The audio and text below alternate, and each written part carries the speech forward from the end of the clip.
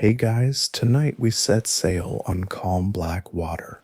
Water that stretches so far and so quietly that it doesn't seem real. The moon sitting high, painting silver streaks across the ocean's skin. The air is warm, but not too warm, just enough to raise goosebumps on your arms. And the sails, they creak in rhythm like an old rocking chair at the edge of sleep. You're already barefoot. You're already tired. And that's good, because tonight's story is going to press gently on your eyelids like a sea-worn hand. But I'll warn you, gently of course, you probably wouldn't survive this. Not because of the cannon fire or the sword fights, but because of the way the sea makes your mind wander, how it starts whispering things no sane man should hear.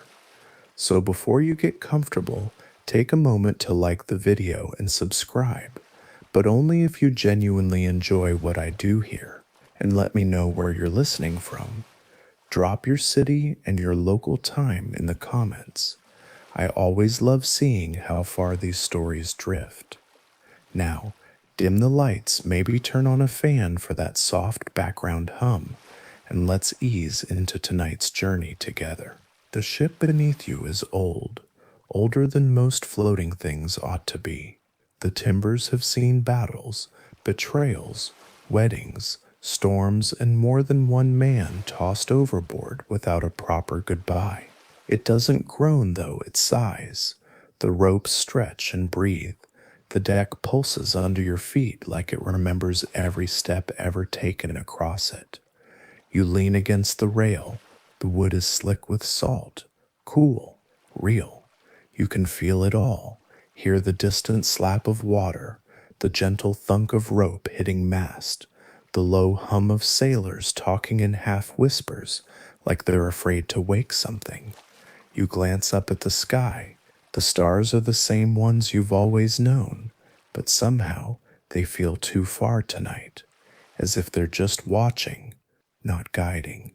You're not the only one who feels it. You catch the cook tossing a pinch of salt over his shoulder before shutting the galley door.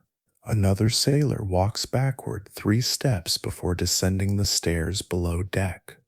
The bosun, a mountain of a man, mutters something to the ship's figurehead before every night watch. They say pirates were hardened men, unshakable. But that's just what the history books like to say. Truth is, they were terrified of what they couldn't explain, and there was a lot they couldn't explain. Monsters? Sure, you laugh at the idea now, but out here, with the sky too big and the water too black, the laughter gets caught somewhere behind your teeth. You remember what the old man on the dock said before you left. Don't name the deep things, he muttered, not out loud, and never twice. You didn't believe him, not really, but now there's a tickle on the back of your neck. Not wind, not cold, something else. You turn to look behind the ship. Nothing, just the sea, stretching on and on and on. But for a second, just 1 second, you swear you see a ripple, a single perfect circle, spreading outward from a point where no stone fell, where no fish jumped, where nothing should have moved at all. You blink, it's gone. You exhale, you tell yourself it's nothing. You tell yourself that 100 times, but you can't shake it. Not when a cabin boy swears he heard scratching against the hull. Not when the ship's dog growls at a corner of the hold that no one stepped into for days. Not when the wind dies down at midnight, every night like it's holding its breath. There's a legend, of course there is. There are always legends.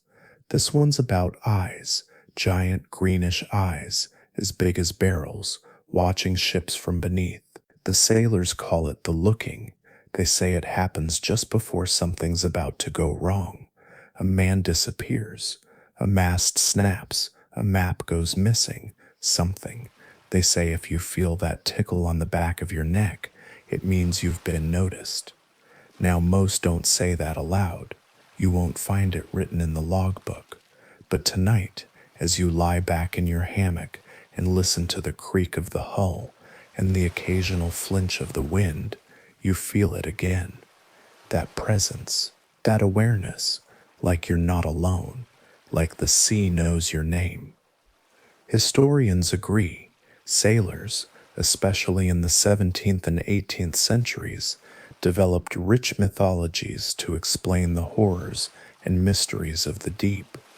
The ocean was unpredictable, cruel, and vast beyond comprehension, so they gave it rules, creatures, ghosts, patterns, anything to make it feel smaller. But here's something quirky. Some ships reportedly kept live pigs aboard, not just for meat, but for protection. Pigs were thought to sense evil and warn of bad weather or worse. You saw one today, snorting in its pen. It looked directly at you. Then it squealed for no reason. You tell yourself it's just a pig. You tell yourself that a lot of things are just coincidence. But as you close your eyes, tucked inside a swaying hammock, surrounded by the soft snores of your crewmates and the whisper of the sea brushing against the hull, you wonder, what if something was watching? Not to attack, not yet, just to notice, to see if you're worth the trouble. You roll onto your side. The wood creaks below. You hear a distant splash, not the normal kind. You hold your breath. Nothing. And then, somewhere below deck, you hear it, a slow, deliberate knock. Once, twice, 3 times. Far away. Maybe in a supply crate. Maybe in your head. You keep your eyes shut. You don't want to know. Not tonight. Let someone else check. You're tired, and you're not ready to be noticed again.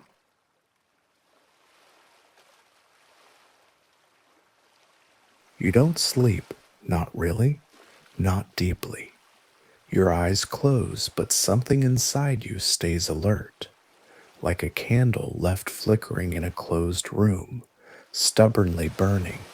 You float in and out of dreams that feel too wet, too loud, dreams of waves slapping wood in perfect rhythm, dreams of something gliding just beneath you, following the ship not for minutes or hours, but for days.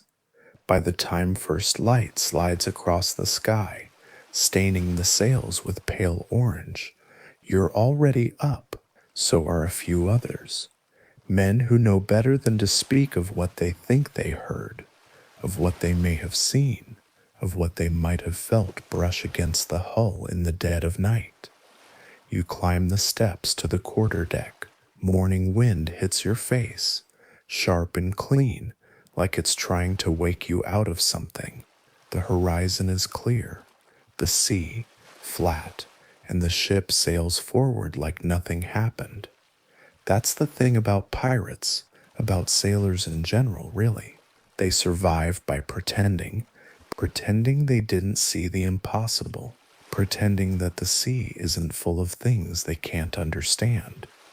You find yourself doing the same.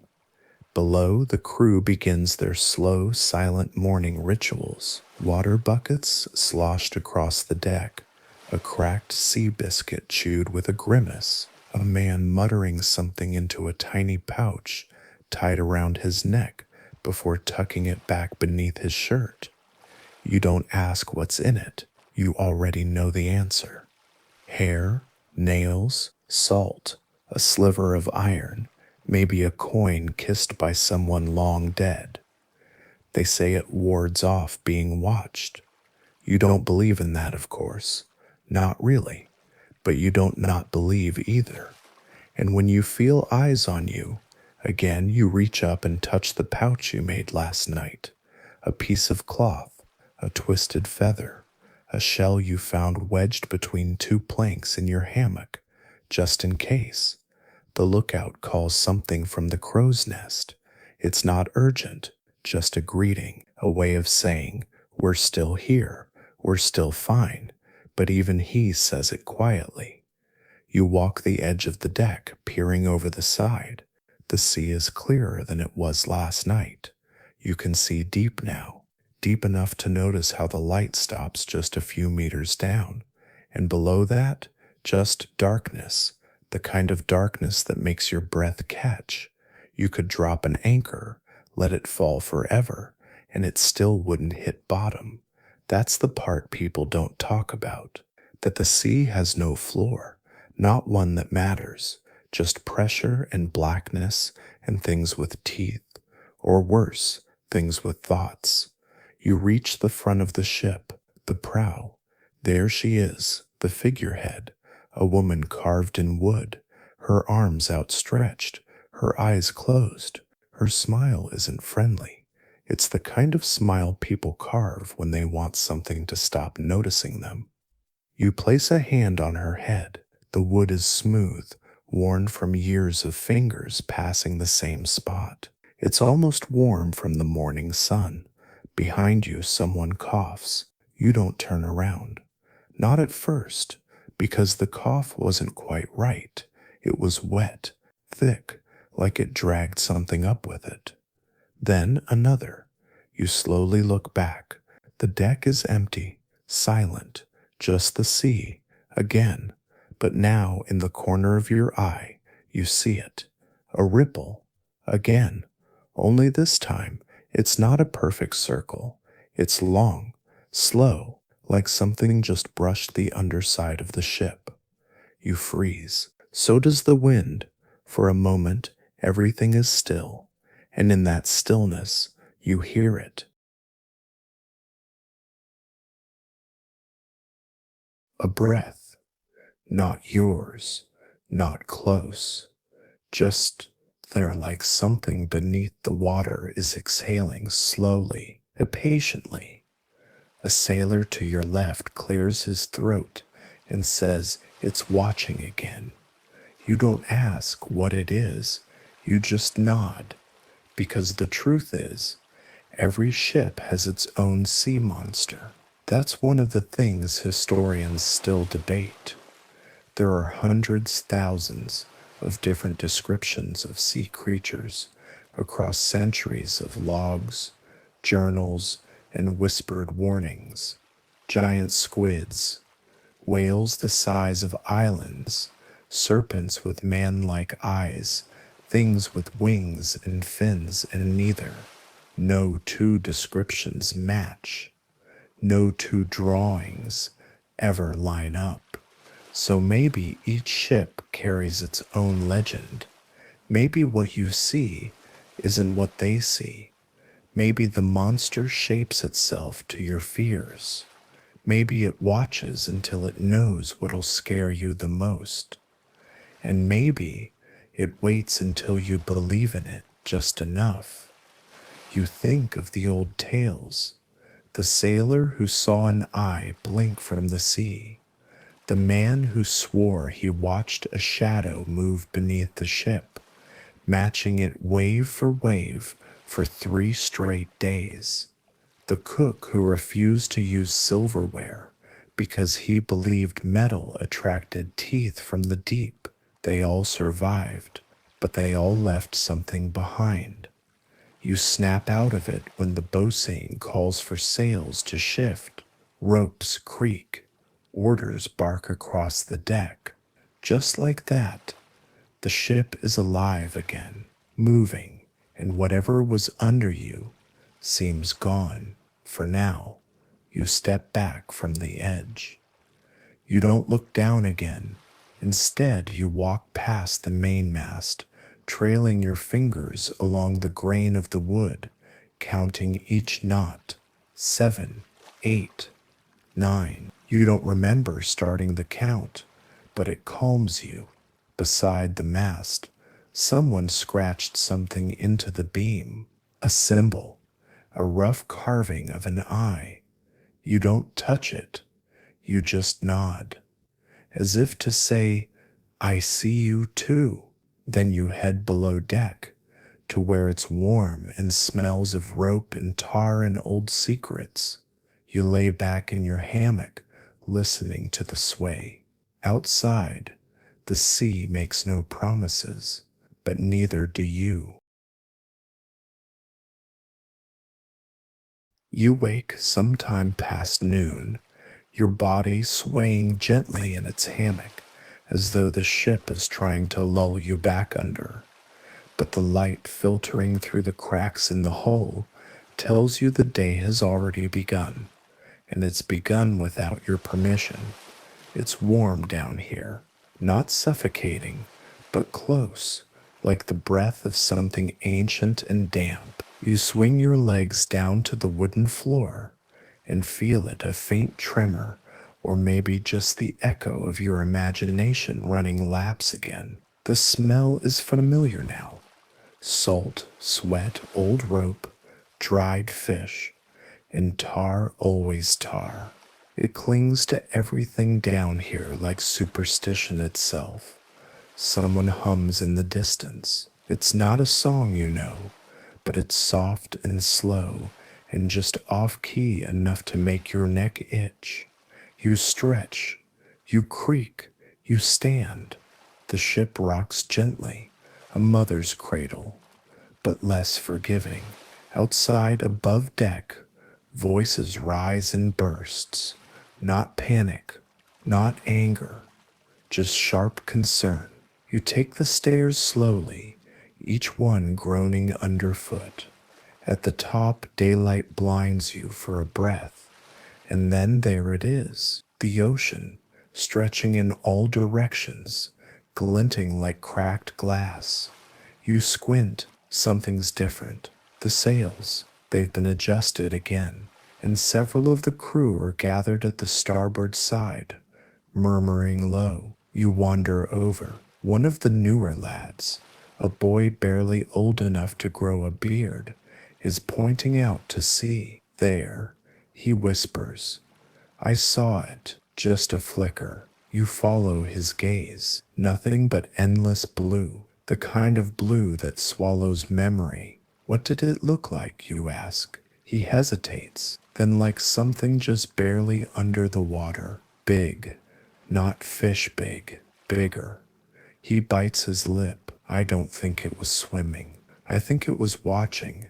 No one laughs at him. No one mocks. Because the truth is, half the crew has seen things they'll never name, and the other half just hasn't been at sea long enough yet. You stay at the rail for a long time, watching, waiting. Eventually, a shadow does pass beneath. It's quick, barely a heartbeat long, but it moves against the current. One sailor crosses himself. Another scratches at a necklace of teeth hanging from his neck. That's when someone mentions the old tradition of painting eyes on the hull. It was believed long ago that if the ship could see, it could avoid danger, or more accurately, it could be seen by whatever lurked in the deep, and perhaps spared. Your ship has no painted eyes, just the figurehead, the carved woman leading the way with her hollow smile. Captain, don't believe in that stuff, someone mutters. Another replies,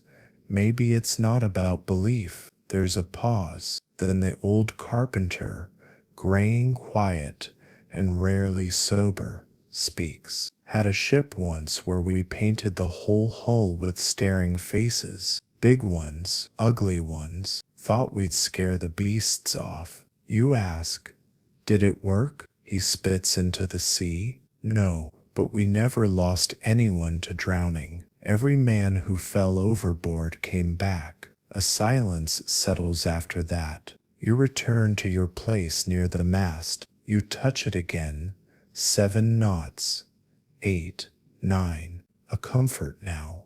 A rhythm. You remember a lesser-known story, one of those half-truths historians still whisper about, that some pirates, especially in the Caribbean, believed certain ship spirits required offerings, not treasure, not blood, just acknowledgement. So they'd whisper to the hull, stroke it, leave a coin under a floorboard, a nail wrapped in cloth, just something. They weren't superstitious, they said, just respectful. You wonder where the line is drawn between madness and tradition. The rest of the day passes slowly. The crew works, eats, sweats, complains, but everyone keeps glancing at the water.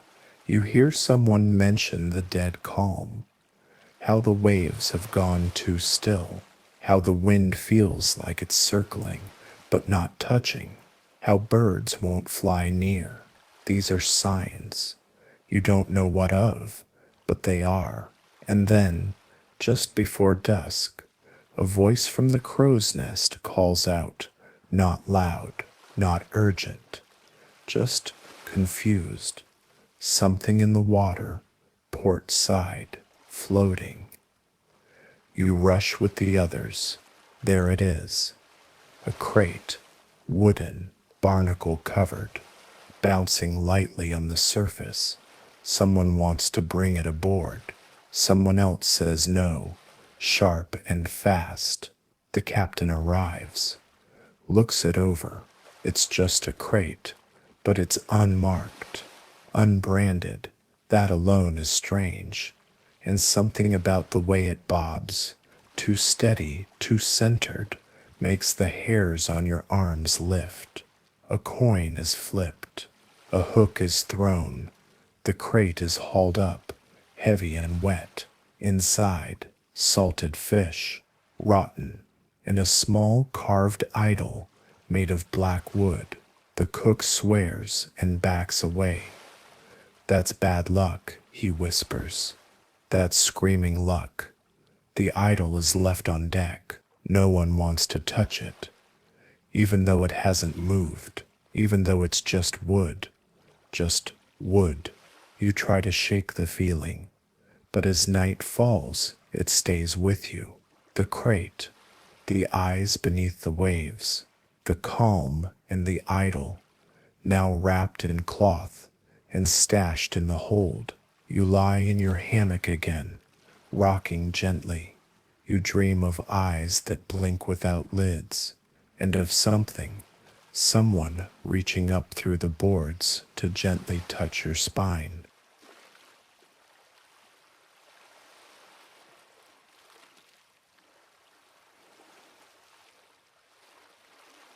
You wake with a jolt, not from a noise exactly, but from the absence of one. The ship is too quiet. No creaking, no rustling canvas, no snoring from the bunks around you, just stillness, like the whole world held its breath and forgot to let it out. You sit up in your hammock, letting your bare feet find the floor, which feels colder than usual, damp even.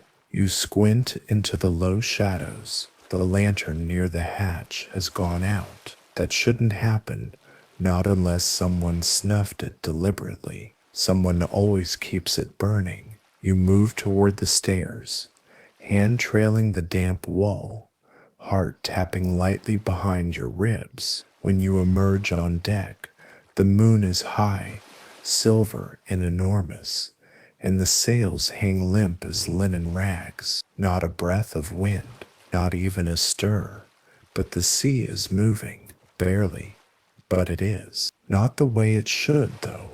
You've spent enough nights at sea to know the natural rhythm of a whole sway. But this is something else.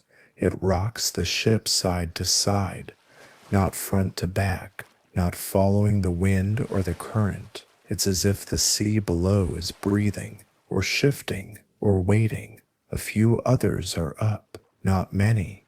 Just the kind who wake without reason when something's not quite right. One of them, the quartermaster, leans over the starboard rail, his face pale in the moonlight. You move beside him and follow his gaze. There, just ahead of the ship, the water churns gently, not frothing, not violent, but in smooth, controlled spirals, like something enormous is circling. Could be current, he says quietly. Might be coral under there. You both know better, but you nod. You both know better. but you nod because the alternative is worse. Your eyes drift over the water again, then you see it, only for a second. A shape, massive, long, just beneath the surface. Not a whale, not a school of fish. Something darker, thicker, slower, and it moves against the current. Your breath catches. You blink, gone. Beside you, the quartermaster doesn't move. Don't name it, he mutters. You nod again.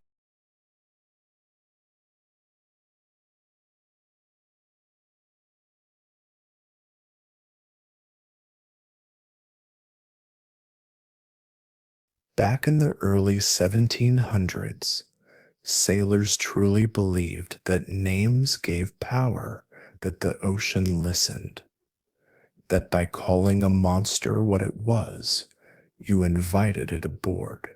Some even believed you could trap it in the hole if you spoke its name 3 times in a row, like it would have no choice but to follow the voice home. So nobody names the thing in the water. Not tonight. Instead, someone lights a lantern, one of the small red ones, just a glow, really. It's a signal of sorts, not to land or another ship, but to whatever might be watching, a peace offering. Let us pass, it says without words. We're not worth it. The lantern swings gently in the air, making the shadows on deck move in long, soft arcs.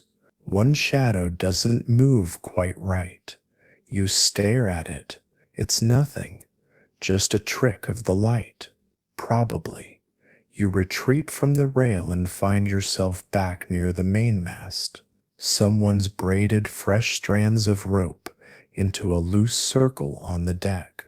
That's new. You've seen this before. Sailors say circles confuse spirits, something about boundaries and loops. If a curse crosses it, it has to keep going round and round until it tires out. You're not sure who started it, but you step around the circle, not through it. Everyone does. No one comments. You spot the blackwood idol from last night. It's been placed inside a crate now, covered with canvas, but someone's traced chalk symbols on top, protection marks, or binding, or just something to feel like they did something. You lean against the mast. It's warm, oddly enough, like it's holding the heat from something other than the sun. One sailor sits cross-legged on the deck, humming to himself, carving something into a piece of driftwood. A woman's face. No eyes. Just the outline of sockets. You don't ask why. You just listen. And that's when you hear it. From below deck, a sound. No, not a sound. A song. Faint, hollow, like someone humming into a barrel, notes that don't quite land right.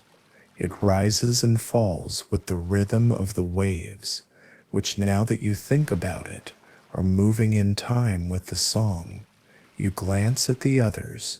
One man closes his eyes, pretending he doesn't hear it. Another whispers, "It's not for us." But someone young, foolish, curious, starts to hum along. Everyone turns. The humming stops. The waves go still again. Then, without warning, the wind returns. Not a gust, a breath, a slow exhale that fills the sails, just enough to make them stretch with a soft thud. The ship stirs, rocks forward, begins to move. Like the sea has decided to let you go, for now. Historians have often puzzled over the persistent sea song myths. Were they simply hallucinations, the result of long exposure to salt, sun, and solitude, or were they survival mechanisms, a way to process the silence, the endless void? But some sailors claimed to know the songs, claimed they heard lyrics, warnings, bargains. The melody lingers in your ears long after it's gone. You head below again, slowly, in the quiet. As you pass the hammocks and coils of rope, you feel something tug gently at your sleeve. You turn, no one there. But in your hand, now, is a small scrap of fabric, old, wet, salt-stained. You didn't bring it. You don't know where it came from. You tuck it into your pocket anyway, just in case.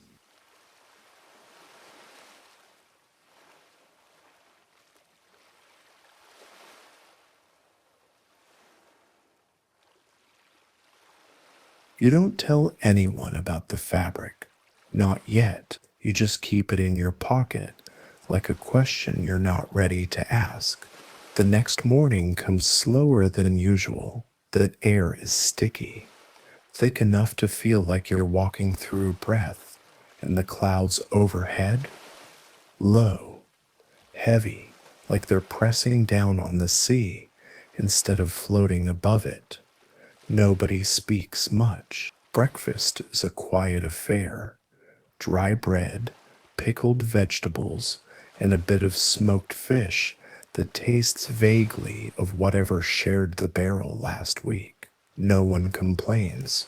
No one jokes. Even the ship's parrot, usually obnoxious by sunrise, stays silent in its cage, eyeing the horizon like it knows something you don't. You step onto the main deck and feel it again.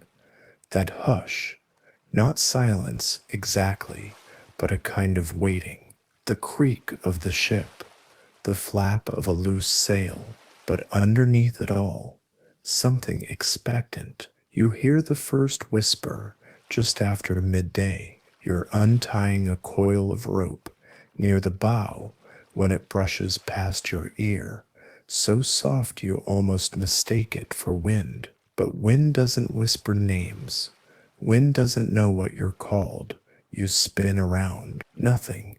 Just the open sea and a lone gull spiraling high above, crying like it lost something. The second whisper comes when you're scrubbing the deck. Same voice, same soft rasp, closer this time, and it says your name again. Not loud, not angry, not even threatening, just curious. By the third time, you stop pretending it's the wind. You glance at the others. A few of them are twitchy, glancing behind themselves more than usual. One has stuffed cotton in his ears. Another walks with his hands over his mouth, as if holding in words he's afraid to speak. There's a story passed among the older crew, one you've heard, half laughed at, fully regretted dismissing. They say the sea can borrow voices, echo things you've said before,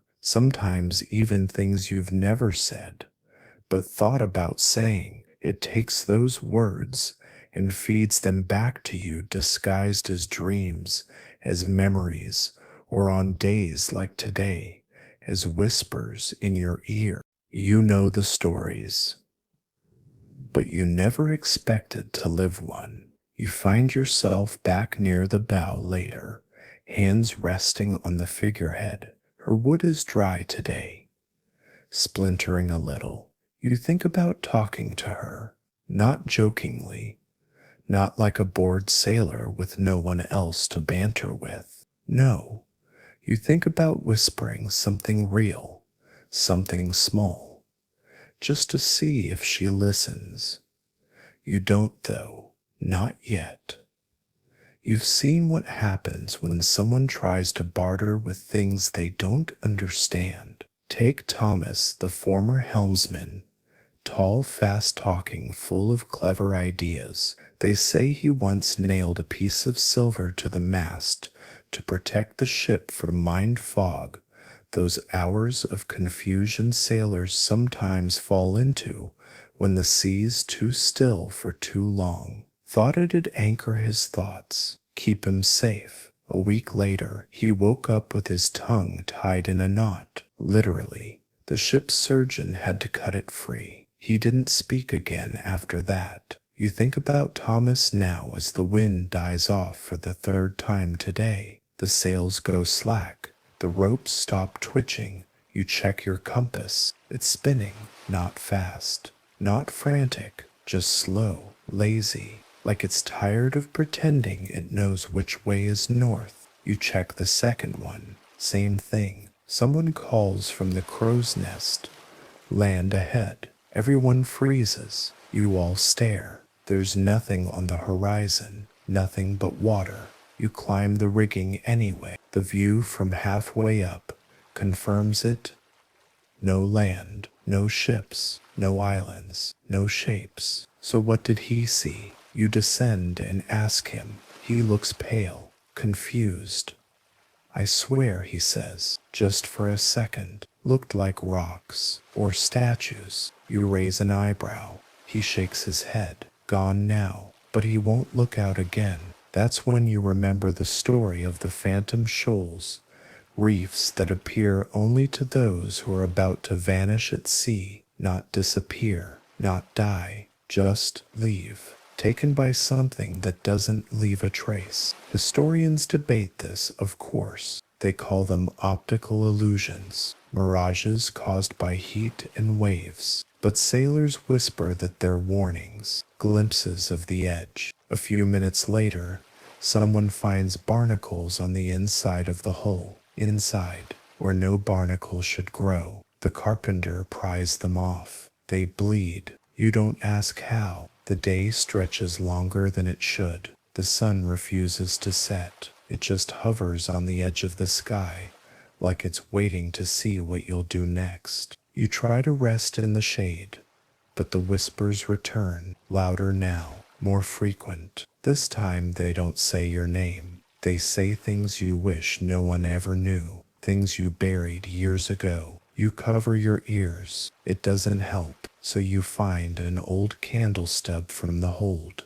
Light it. Let it drip wax into your palm. Not enough to hurt, just enough to ground you. And finally, the voices fade. You fall asleep in the corner, leaning against a coil of rope, lulled not by comfort, but by exhaustion. You dream of figures underwater, reaching not to drag you down, but to trade. One holds a rope, another a spoon. One holds nothing at all, but its eyes are empty, and it waits. When you wake, the sky is finally dimming. The wind has returned, just a little, and someone is humming again, a new tune, but somehow you already know the words.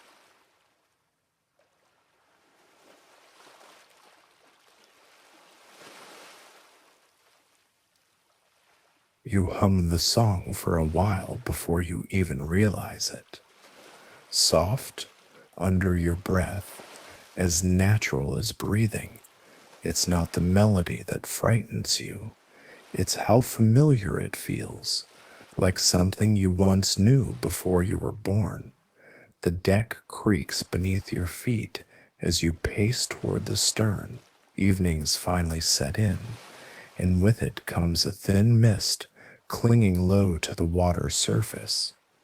It isn't enough to obscure the horizon, but it makes everything feel less certain. Shapes blur, lines soften, shadows stretch longer than they should. You try not to look too long at any one thing. The rest of the crew has grown quiet again, though not in the same way they did before. This is a different silence, resigned. Everyone's going through the motions, rigging, mending, boiling whatever passes for stew tonight. But there's a weight behind it now, like they're acting out habits they no longer believe in. You catch yourself doing the same. The air smells different. Less salt, more copper, faint. But there, you lift a bucket of seawater from over the side and dip your fingers in. It's not warm, not cold. And when you bring your hand to your nose, definitely copper. You try not to think about it. The cook ladles out a grayish broth and hands it to you in a wooden bowl. You don't ask what's in it. You sip it out of politeness more than hunger, and it tastes like wood and something vaguely metallic. There's a small, chewy bit at the bottom. You don't investigate further. Someone to your right tosses their bowl overboard. You hear a splash and then a second one, like something leapt up after it. No one says a word. You carry your bowl below, back into the dim, swaying belly of the ship. The hammocks sway gently in the shadows. The walls groan, but not from movement. It's more internal, like the wood is dreaming. You've started to feel watched again. You check the idol still locked in its crate under the canvas, but the symbols on top have smudged. Water?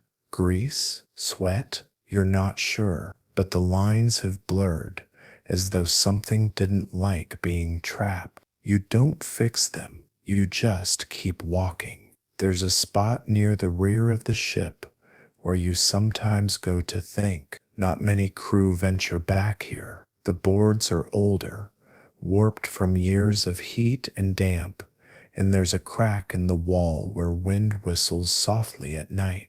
It sounds like breathing if you close your eyes. You sit there now, tracing the same loop on the floor with your boot. The ship shifts slightly beneath you, a little too sharply. You hold still. There it is again, a lean to starboard. Not violent, not unnatural, just wrong, like something pushed gently against the hull. You hear a thud above, then another. Footsteps, maybe. You rush topside. The mist has thickened. Everything looks washed in watercolor. The sails, the ropes, the men moving slowly through fog that clings like wool. And in the middle of the deck, a shape stands, tall, straight, absolutely still. You blink. It's just a man, one of the crew, of course. Except you can't place the face. He's staring out over the side. Doesn't turn as you approach. You clear your throat. Nothing. You step closer.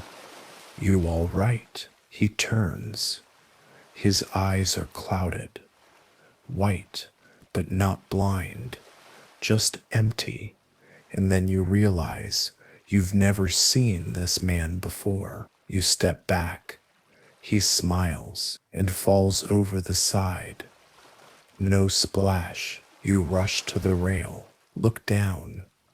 Nothing. No ripples. No bubbles. Just glassy, untouched water. Behind you, someone asks, "Who was that?" You don't answer, because you don't know. Historians still argue about such sightings. Records of phantom sailors date back centuries. Men who appear during storms or fog walk the decks and then vanish without a trace. Some say they're the souls of drowned crew returning to finish a final voyage. Others say they're warnings, echoes from the future, glimpses of what might be you if you're not careful. You try to breathe deeply, in, out. Count the steps to your bunk. You make it halfway there when something rustles behind the barrels near the galley. You pause. Listen.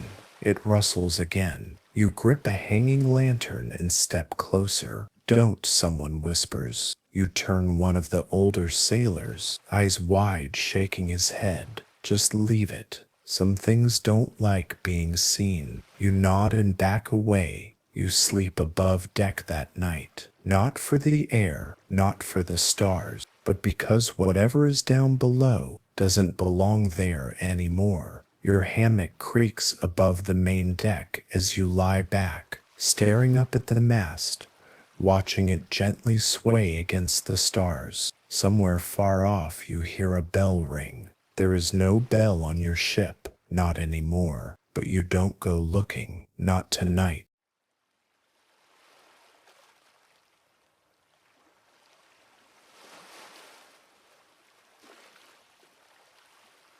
The dawn is slow to arrive, creeping in like a hesitant guest who isn't quite sure if they're welcome. The horizon is smeared with bruised purples and dull oranges, and the sea mirrors it, a flat, oily expanse that stretches endlessly, refusing to sparkle or dance like it did yesterday. You shuffle out onto the deck, still feeling the weight of last night's shadow lingering in your chest. The crew is scattered, moving like ghosts themselves. No laughter, no shouted orders, just the quiet business of keeping the ship alive. Your boots find the familiar grooves in the wooden planks.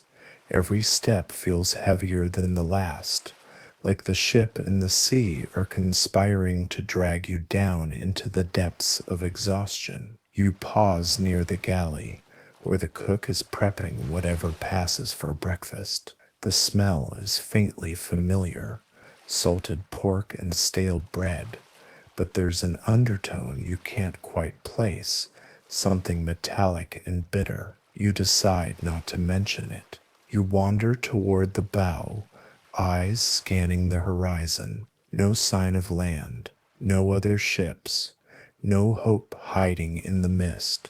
The sea remains unnervingly still, the sails limp and silent. Someone taps you on the shoulder. It's the quartermaster, his face drawn and serious. "We need to talk," he says, lowering his voice. You follow him below deck, the air growing cooler and thicker. The further you descend, the hold smells of damp wood, old rope, and something else, something faintly sweet, like decay wrapped in molasses. He pulls out a small leather-bound journal, worn at the edges. "Found this," he says. You flip through it, pages filled with cramped, hurried handwriting, notes, drawings, strange symbols. You recognize the style. It's the captain's. One page catches your eye, a crude sketch of a sea monster, tentacles curling around a ship, eyes that seem to follow your gaze. Beneath it, a note. The beast watches, but does not always strike. Respect is survival. You glance up. "Do you think it's real?" you ask. He shrugs. "Some say the sea gives you what you expect. If you believe in monsters, they find a way to show up." You think about the black wooden idol, the whispers, the phantom sailor. You think about the stories you've heard of sea monsters, not just as threats, but as guardians, gatekeepers to the unknown. You wonder if the fear is really about the creatures themselves, or about what the sea holds beyond sight. The day drags on. You find yourself drawn to the figurehead, tracing the cracks in her wooden face. She looks back at you with hollow eyes, silent and knowing. You decide to leave a small offering, an old coin you found in your coat pocket.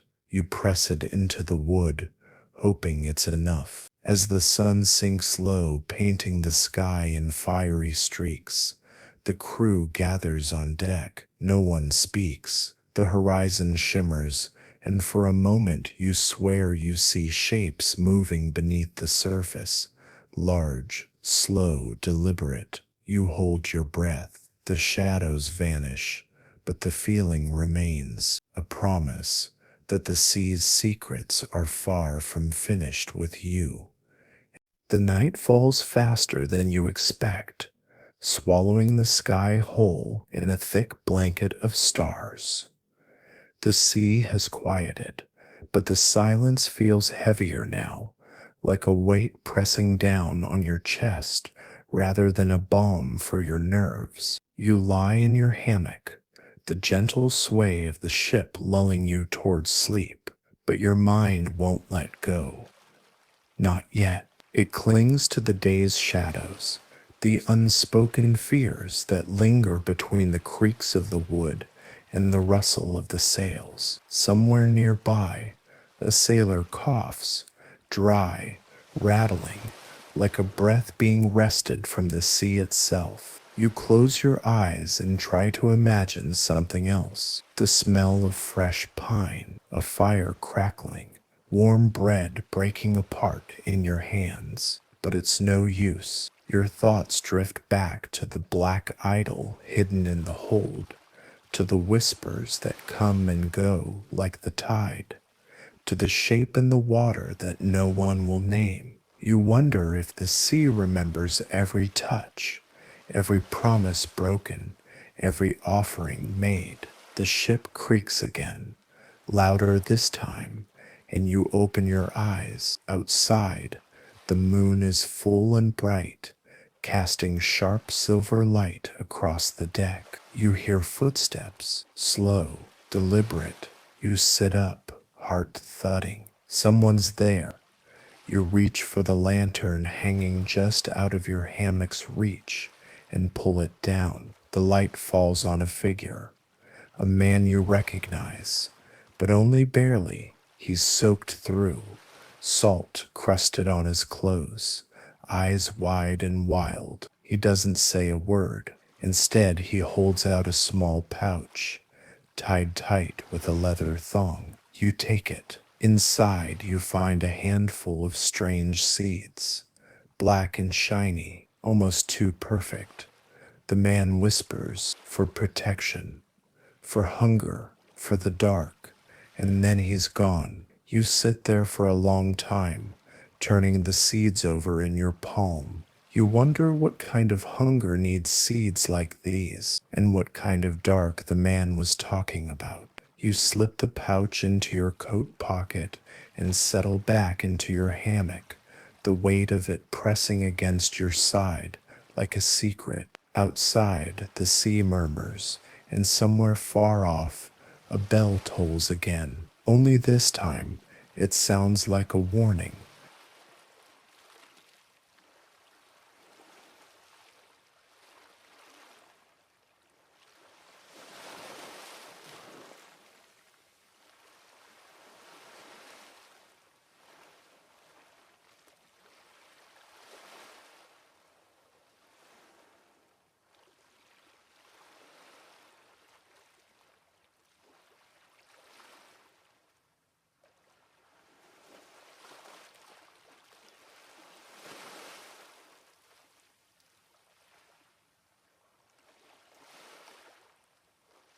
Morning light spills weakly through the narrow portholes, casting long golden slashes across the wooden floorboards.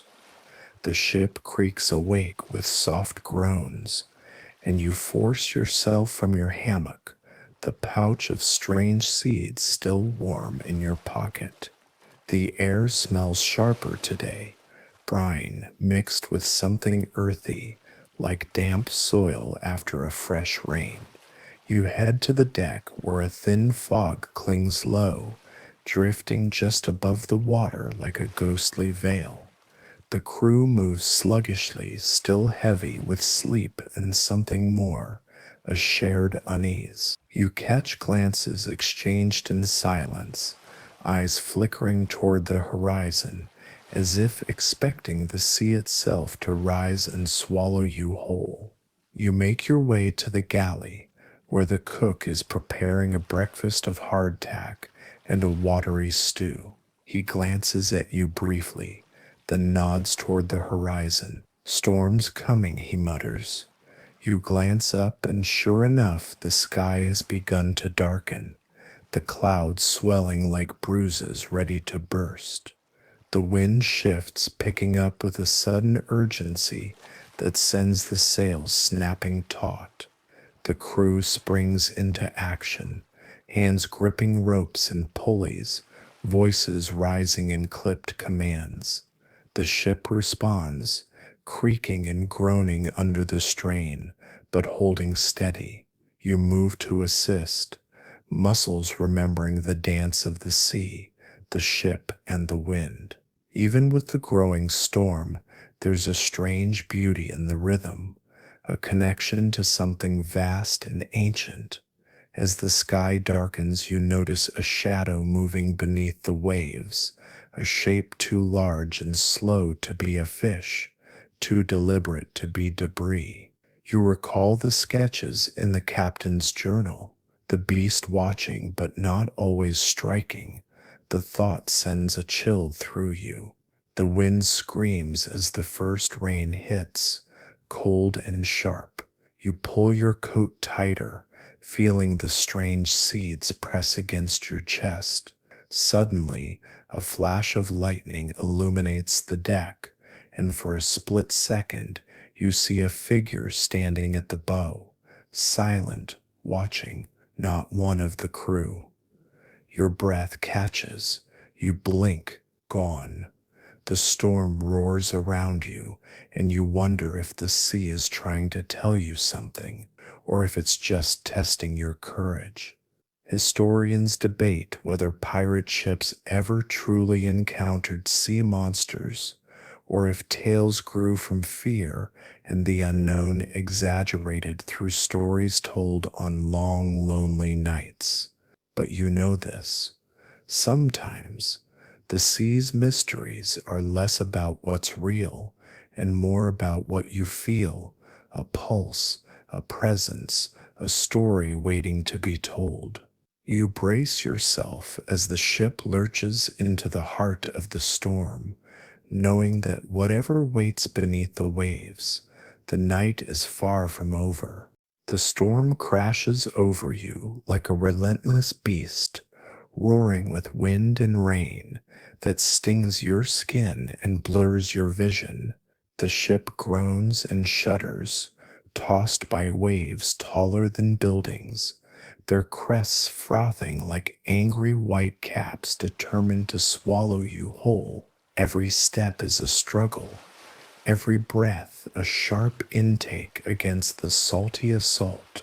You grip the rigging, knuckles white, heart hammering, not just from exertion, but from a deeper, more primal fear. Out here, beneath the raging skies and the churning sea, it's easy to forget the comforts of solid ground, to forget that you're alive at all. You're nothing but a speck on the ocean, at the mercy of forces you barely understand. As the lightning splits the sky, you catch glimpses of dark shapes beneath the waves, massive, moving with an intelligence that unsettles every fiber of your being. Tentacles coil and uncoil, flickering just beneath the surface, and you wonder if the tales of sea monsters might have some truth after all. Creatures that watch, wait, and sometimes in moments like these, reach out. The crew shouts over the storm, voices tight with panic and determination. Commands are barked, ropes are hauled, and the ship's timbers creak under the strain. Your muscles burn, your clothes soaked through, but you press on. Survival depends on every hand, every eye, every ounce of will. Somewhere in the chaos, a voice calls your name. It's the quartermaster, shouting above the din, pointing toward the aft deck. You follow, heart pounding. There, caught in the storm's wrath, is the black wooden idol, the same one you saw hidden beneath canvas in the hold. It's been unmoored, swinging wildly on its chain, like a pendulum marking time until disaster. You sprint over, risking a slip on the slick planks, and manage to grab it just as a towering wave slams into the deck, washing over everything with a cold fury. Water sluices around your boots, pulling at your legs, but you hold fast. The idol is heavy, carved with intricate symbols that seem to shimmer in the flashes of lightning. You wonder what ancient power it holds, or if it's simply a symbol, a talisman against the sea's endless mysteries. You wrap your arms around it, feeling its rough surface bite into your skin, and whisper a quiet plea, keep us safe. The storm rages on, but the ship begins to steady, as if the sea itself has taken your words into account. The waves lessen just enough to let you breathe. The wind shifts direction, and the sails catch a steady breeze. The crew lets out a collective sigh, a fragile moment of relief amid the tempest. Later, as the storm fades into a drizzling mist, you sit on the deck, cradling the idol. Your clothes cling to you, heavy and cold, but there's warmth in your chest, a stubborn flicker of hope. You think about the stories told by sailors long gone, about bargains struck with sea monsters, about curses lifted with whispered words and worn charms. Whether these tales are truth, superstition, or something in between, they shape every voyage, every heartbeat, every breath taken out here on the endless blue. You tuck the idol safely into the hold once more, but the feeling lingers. The sea is watching, and it remembers.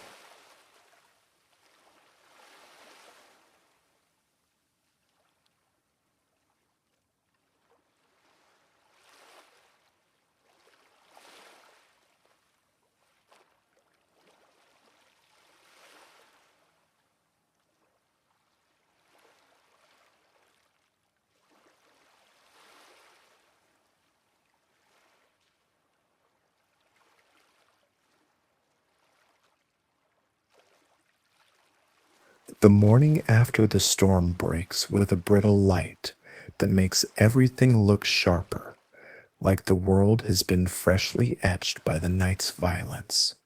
The sea is calmer now, but there's an eerie quiet that settles over the ship, as if the ocean itself is holding its breath.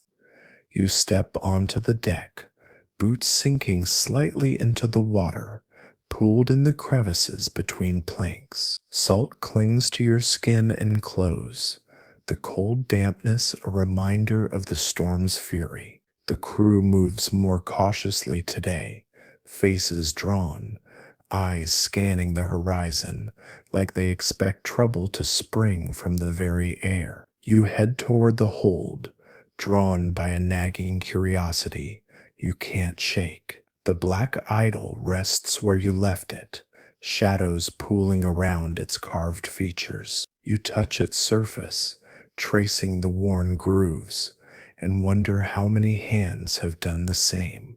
Hands that believed in its power or feared its curse. The cook approaches, wiping his hands on a rag. Storm took more than just the sails, he mutters. Food stores got soaked. Not much left but what we can fish or scavenge. Your stomach twists.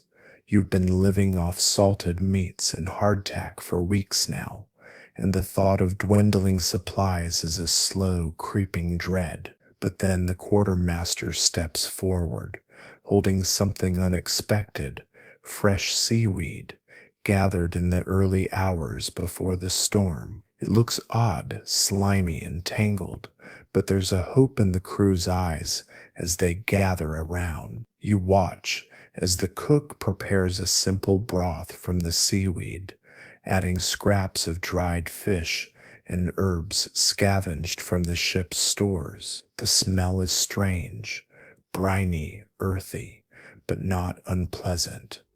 You take a cautious sip, surprised by the warmth and the faint sweetness beneath the salt. The crew murmurs quietly, sharing bites and sips, breaking the monotony of stale provisions. You think about how pirates weren't just raiders, they were survivors, adapting to a harsh, unpredictable world, eating what others might overlook, finding life in the most unlikely places. The seaweed isn't just food, it's a symbol of resilience. And then there's the question that lingers, unspoken: what else is out there beneath the waves? Creatures that share the depths with these plants, creatures that might feed on the same currents, that might watch from the dark. Historians debate whether pirates ever really ate seaweed, or if the idea is just a romanticized myth. But recent studies suggest coastal communities relied on it more than we thought. It's a humble, overlooked part of the ocean's bounty. You lean against the rail, watching the waves lap gently against the hull. The sun dips lower, casting long shadows that stretch toward the horizon. And in those shadows, you swear you see movement, something large, something patient, waiting. You pull your coat tighter, reach into your pocket for the pouch of seeds, and wonder if the sea will ever truly let you rest.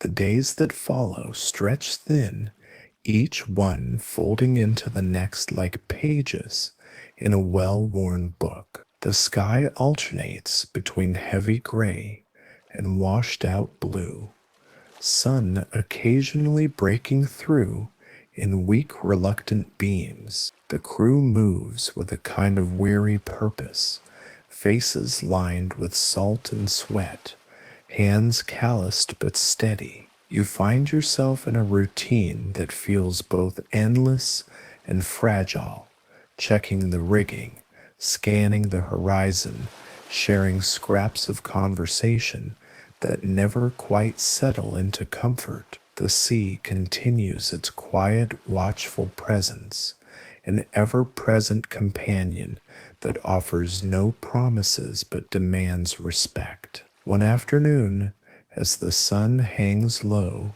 and the light softens to a warm amber, the cook beckons you to the galley. He's holding a small battered tin filled with something dark and oily. "Try this," he says with a wry smile. Inside you find preserved olives, black, salty, and pungent. They're a luxury, a taste of distant lands, a reminder of the world beyond the endless blue. You pop one into your mouth and savor the sharp burst of flavor, surprising yourself by how much it reminds you of home. The cook nods knowingly. Pirates weren't just rough hands. They had their tastes, sometimes, when there was enough to go around. You share the olives with a few others, the brief moment of pleasure a balm against the endless sea. Later you hear whispers about scurvy, the dreaded disease that devoured crews who went too long without fresh fruit or vegetables. It's a slow killer, they say, turning gums black and teeth loose before finally dragging men to the grave. You wonder how many ships met their end, not by cannon or storm, but by something as small as a missing lemon. The ship's doctor, an odd fellow with more curiosity than skill, tells stories of desperate measures: brewed pine needles, juniper berries crushed into tea, anything to stave off the creeping illness. You watch him boil a strange concoction in a battered pot, the steam thick with resinous scents. You don't ask what it tastes like. Historians debate the true diets of pirates, caught between romantic legends and harsh realities. Some say they feasted on whatever they could steal or scavenge fruits, salted meats, hardtack. Others argue their diets were often monotonous and malnourishing, leaving them vulnerable to disease. But one thing is clear: survival meant adapting, using every resource the sea and land could offer. That night, as the ship rocks gently beneath a quilt of stars, you roll the olive pit between your fingers and wonder how many others did the same long ago. The sea whispers its secrets, and you listen closely, knowing the next chapter is always just beyond the horizon. The night air is thick with salt and something else, an unspoken tension that vibrates just beneath the surface. The ship creaks softly as it rides the gentle swell of the ocean, and you find yourself standing at the rail, staring out into the ink-black water. Somewhere beneath the surface, life stirs, not the familiar darting fish or the lazy drift of seaweed, but something deeper, older, wilder. You pull your coat tighter against the chill and reach into your pocket, fingers brushing against the smooth pouch of seeds you carry like a talisman. Tonight, you're thinking about the superstitions that cling to the sea like barnacles, stories told in hushed voices in dark corners, tales of curses, hexes, and the terrible price of disrespecting the ocean's mysterious creatures. The crew, after all, are not just sailors. They're believers in luck, in omens, in the power of symbols carved in wood or whispered in prayer.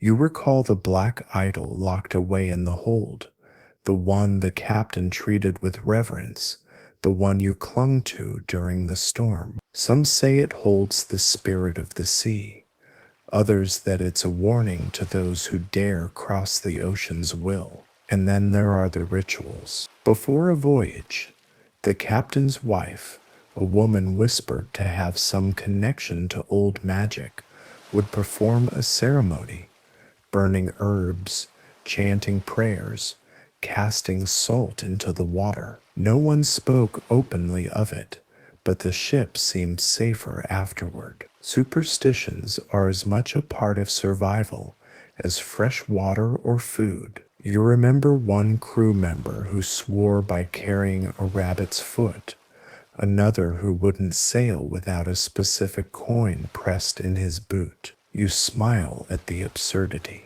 Yet when the sea feels like a living, breathing force, every small comfort counts. The night deepens, and you find yourself recalling the stories of sea monsters, not just the beasts of flesh and tentacles, but the curses they carried. Some sailors believed that angering a sea creature could doom a ship, dooming its crew to endless wandering or worse. Others saw them as guardians.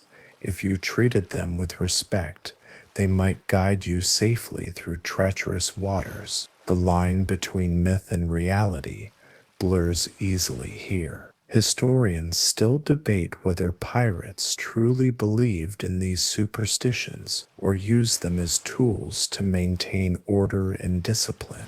But you sense the truth lies somewhere in between, in the fear, in the faith, in the unspoken agreements between man and sea. You stand a little taller, feeling the weight of unseen eyes watching, waiting. The waves lap softly against the hull, whispering secrets you're not sure you want to hear. You tuck the pouch of seeds deeper into your coat and turn toward the warm glow of lanterns flickering on the deck. The sea and its mysteries stretch out before you, vast and unknowable, and you realize that no matter how far you travel, some things can never be outrun.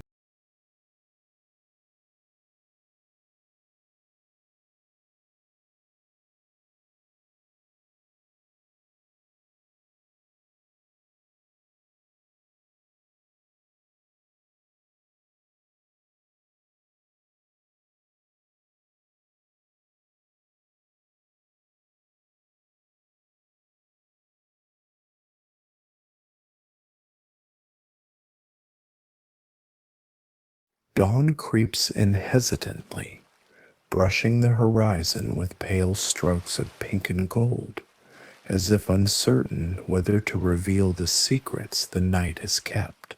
You stand at the bow, the chill of the morning sea biting through your clothes, and breathe in the sharp, salty air. The ship sways gently beneath your feet, its timbers creaking softly, an ancient lullaby that has comforted sailors for centuries. The crew stirs slowly, faces drawn and tired, but eyes alert to the signs of a new day. You watch as the quartermaster moves among them, his gaze scanning the horizon with practiced intensity. There's a sense of unspoken urgency, a silent acknowledgement that the sea still holds its mysteries tightly. You move to the galley, where the cook is already preparing a sparse breakfast, a stew of salted pork and dried peas, thick and heavy but strangely satisfying. The aroma is familiar, grounding, a small comfort in the vast uncertainty of the ocean. As you eat, your thoughts drift back to the stories told around flickering lanterns, tales of pirate crews who faced not only the perils of storms and battle, but also the haunting presence of sea monsters and the weight of superstition. You remember the captain's journal, its pages filled with sketches of creatures that defied understanding and notes on rituals meant to appease the unknown. The inked drawings seem almost alive, their eyes following you as you turn each page. Historians still debate the truth behind these tales. Were the monsters real, lurking in the depths, or were they figments born of fear and isolation? Did superstitions guide pirate behavior, or were they simply stories to keep order and morale? You consider the wooden idol once more, now safely stowed in the hold, its dark surface worn smooth by hands seeking protection. The day passes in a blur of tasks, mending sails, scrubbing decks, scanning the endless horizon for signs of land or danger. The sea remains calm but watchful, its surface shimmering with a deceptive tranquility. As evening falls, you find yourself drawn to the ship's figurehead, a carved mermaid with eyes that seem to gleam in the fading light. You reach out, fingers tracing the weathered wood, feeling a connection to the countless sailors who have looked to such symbols for hope and guidance. The stars begin to twinkle overhead, scattered like diamonds across the velvet sky. The sea glistens beneath them, a vast expanse of mystery and promise.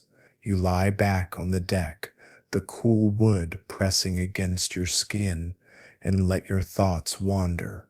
The stories of monsters and magic, of survival and superstition, weave together into a tapestry as intricate and endless as the ocean itself.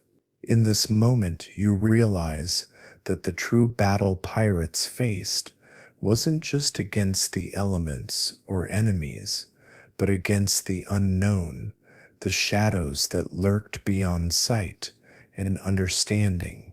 And as sleep begins to claim you, the sea whispers its ancient lullaby, carrying you gently into the night. The dawn arrives slowly, the horizon bleeding pale pink and faint gold. The ocean stretches endlessly, its surface rippling gently beneath a cool morning breeze. The world feels quieter here, as if the storm and its shadows have been washed away, leaving behind only the soft hum of the sea and the creaking ship beneath your feet.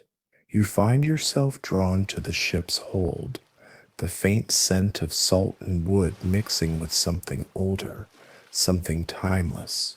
The black idol waits there, nestled among ropes and barrels, its carved face watching silently, a sentinel against the unknown. Around you, the crew moves with a mix of caution and hope, repairing what the storm has broken, mending sails and patching leaks, with hands weathered by salt and hardship. You sit beside the idol, tracing the rough lines of its face. Each groove seems to tell a story, not just of the ship or its crew, but of the sea itself, of countless voyages, and the spirits that might linger beneath the waves. You think about the strange seeds given to you in the dark hours, their smooth surfaces cool against your palm. What powers might they hold? Protection? Nourishment? Or perhaps a link to the mysteries of this endless ocean? The cook approaches, carrying a small bundle wrapped in oilcloth. Inside, you find a handful of dried sea cucumbers, a delicacy for some, a survival food for others. The texture is tough, the flavor briny and faintly sweet. It's a reminder that pirates weren't just raiders, they were resourceful survivors, making the most of what the sea offered. As the sun climbs higher, the crew gathers on deck, sharing tales and laughter, a fragile camaraderie forged in salt and hardship.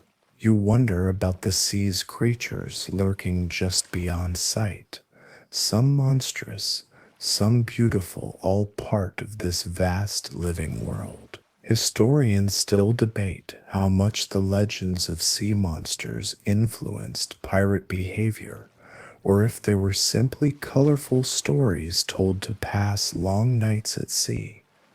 But here, on this ship, with the sea stretching to forever, those stories feel alive, whispering on the wind. You stand and look out, feeling the weight of the ocean's watchful gaze. The journey continues, and the sea holds its secrets close.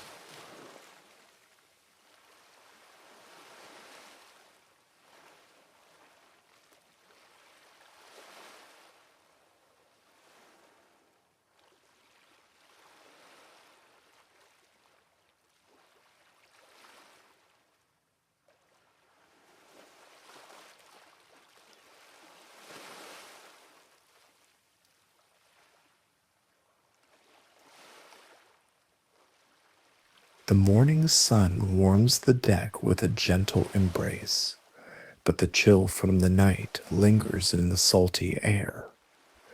You step out, the wooden planks creaking beneath your boots as the ship cuts smoothly through calm waters. The endless blue stretches to the horizon, but today the sea seems quieter, almost expectant, like it's holding its breath before revealing something hidden. You wander toward the bow where the carved figurehead, a mermaid with wide, knowing eyes, gleams in the early light. She's worn and weathered, her paint chipped, but there's a strength in her stance that speaks to centuries of stories, of sailors' hopes and fears alike. Around you, the crew buzzes with subdued energy, repairing lines and checking sails, but you notice glances exchanged when the topic turns to the sea's darker tales, the monsters said to lurk just beneath the waves, the curses whispered in the shadows. You lean against the rail, watching the water churn gently, and recall a story told by an old pirate named McGraw, whose gravelly voice always carried a hint of skepticism mixed with awe. He said that sea monsters weren't always beasts of flesh and bone, but sometimes manifestations of the sea's anger or sorrow, spirits born from tempests, storms, and shipwrecks, drawn to the chaos humans bring. It's a tale that blurs the line between myth and reality. And as you stare into the depths, you wonder if there's truth beneath the legend. The quartermaster approaches, carrying a small box carved from driftwood. He hands it to you with a knowing look. Inside, you find strange charms, tiny shells threaded on leather cords, bits of coral, and a carved tooth. These keep us safe, he says quietly, from what we can't see. You examine the charms, feeling their weight, and think about how superstitions shape lives, how belief, even in the unseen, can give strength when the sea feels vast and indifferent. You glance upward as a flock of seabirds bursts from the rigging, their cries piercing the air like fleeting warnings. Below, the waves ripple, hiding secrets you can't name. Historians debate whether pirates truly feared sea monsters, or if these stories were tools to explain the unexplainable, to instill discipline, or to entertain on long voyages. But standing here, the salt on your skin and the ocean's vastness before you, it's easy to believe in the magic and menace woven into the sea's fabric. You tuck the charms into your coat and let the gentle rocking of the ship carry you forward. The horizon beckons, endless and mysterious, a promise that the adventure is far from over. The afternoon sun hangs high, casting sharp shadows across the deck as the ship sails steadily onward. The sea stretches all around you, a vast canvas of deep blue, dappled with sunlit sparkles that seem to dance with a life of their own. The gentle hum of the wind in the rigging and the distant calls of seabirds form a quiet symphony that eases your mind, even as your thoughts wander to the stories that cling to this endless ocean.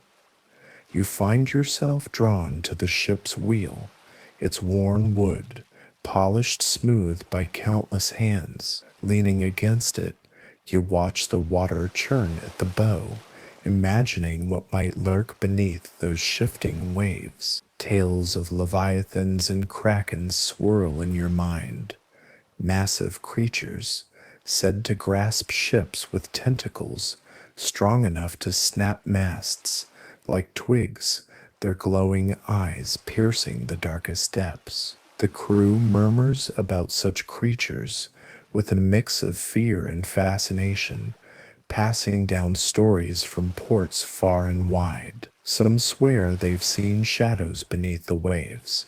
Others claim their ships were spared from storms, thanks to offerings left to the sea. You recall a faded map tucked in the captain's quarters, marked with strange symbols and warnings of cursed waters, places where the sea itself was said to turn against those who dared cross it. You wonder whether these marks were drawn to guide sailors or to keep them away, a mystery that historians still puzzle over. The cook approaches, balancing a steaming mug of bitter tea. He hands it to you with a nod, and you savor the warmth, grateful for its comfort in the salty air. Around you, the crew works with quiet efficiency, their movements a dance, honed by years at sea. You notice the subtle rituals they perform, a quick touch to a talisman, a whispered prayer, a cautious glance at the horizon. Superstitions are more than old wives' tales here. They're lifelines, woven into the fabric of daily life aboard the ship. You think about the black idol hidden in the hold, the carved symbols etched into its surface, and the stories of sailors who believed it held the power to calm storms or ward off curses. As the sun dips lower, casting a golden glow over the deck, you feel a sudden shift in the air. The wind picks up, carrying with it a scent of brine and something darker, something ancient. You catch sight of a shadow moving beneath the waves, too large and deliberate to be a mere fish. The sea is watching, waiting. You grip the wheel tighter, heart pounding with a mix of excitement and dread. Whatever lies beneath, the journey is far from over.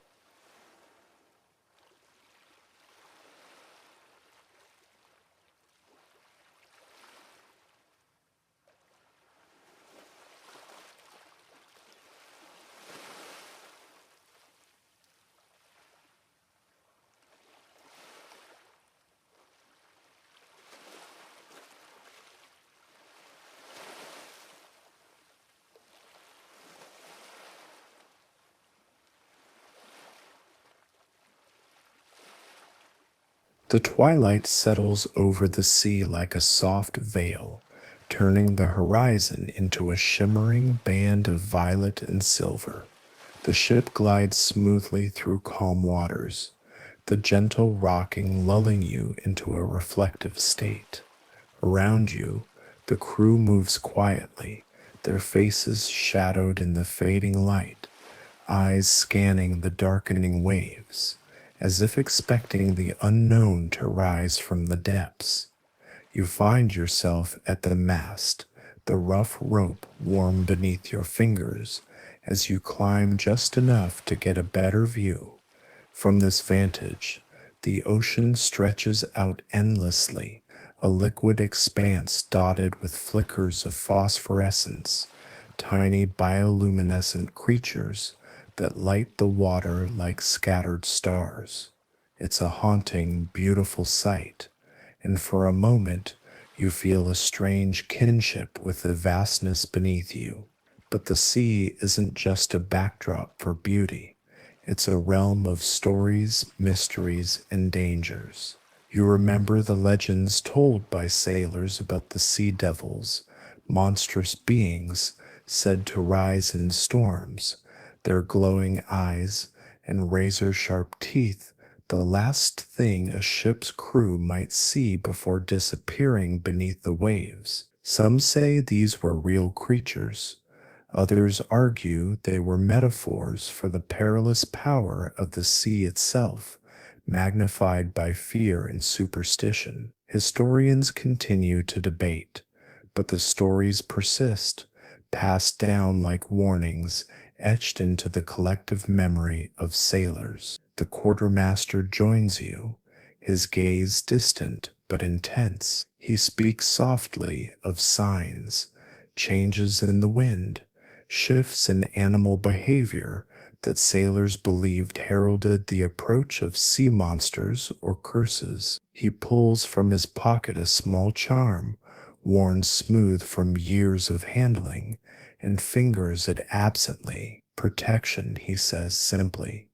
From what we can't see but feel, you nod, understanding that belief and ritual are as much tools for survival as sails and swords. As darkness deepens, the crew gathers for their evening meal, a modest fare of salted meat and hardtack. The cook hands you a portion, and you chew thoughtfully, tasting the grit and salt, the faint hint of herbs meant to keep sickness at bay. You think of the countless sailors who endured this life, their days marked by hunger, fear, and fleeting moments of camaraderie. They lived between myth and reality, battling not only the ocean's wrath, but also the shadows in their minds. The ship's lanterns cast flickering pools of light, and you feel the weight of the night settling in, a mix of awe, respect, and an unshakable sense of mystery. The sea holds its breath once more, waiting, and you wait with it. Night deepens into a velvet cloak, the stars above shimmering like scattered diamonds against the vast darkness. The ship drifts gently over calm seas, the soft slap of waves against the hull a steady rhythm that soothes even the most restless of souls. You lean against the rail, the wood cool beneath your fingertips, and breathe in the crisp air tinged with salt and the faint trace of distant storms. Around you, the crew moves with quiet purpose, their conversations hushed as if to avoid disturbing the fragile peace. Some clutch charms or talismans worn smooth by years of handling, while others gaze out over the black water with eyes wide and watchful. You recall the stories of pirates who claimed to have faced creatures of legend, monsters born from the darkest depths, with teeth like razors and eyes that glowed with unnatural light.